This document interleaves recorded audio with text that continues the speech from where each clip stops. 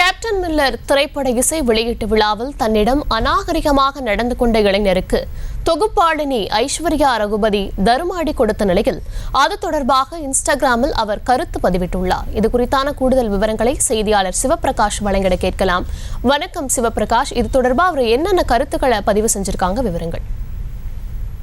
வணக்கம். நேற்று இரவிலிருந்து ஐஸ்வர்யா ரகுபதி அந்த தன்னிடம் அத்துமீறிய இளைஞரை தர்ம அடி கொடுத்து அவரை காலில் விழ வைத்த வீடியோவானது சமூக வலைதளங்களில் வைரலாகி வருகிறது. இந்த கேப்டன் மில்லர் படத்தின் நிகழ்ச்சியை பொறுத்தவரையிலும் நேரு உள்விளையாட்டு அரங்கில் நடைபெற்ற இந்த நிகழ்ச்சியில் ஆயிரக்கணக்கான ரசிகர்கள் இந்த பங்கேற்றிருந்தனர்.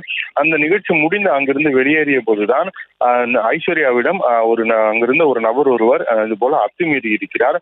உடனடியாக அவரது கையை அந்த இடத்திலேயே அவரது கையை பிடித்து அவரை அந்த இடத்திலேயே ஐஸ்வர்யா தைரியமாக எதிர்கொண்டிருக்கிறார்.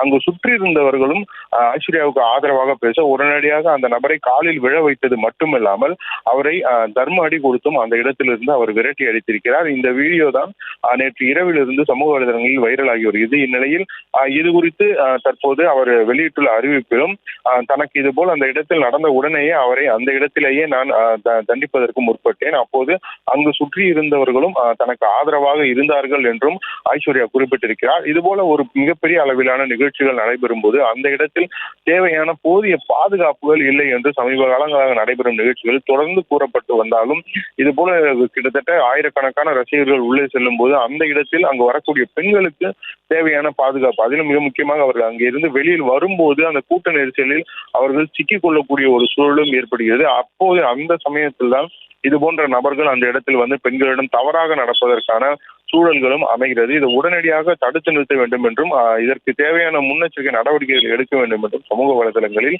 திரைப்படங்களிலே தற்போது இது குறித்து கருத்துக்களை பதிவு செய்து வருகின்றனர்.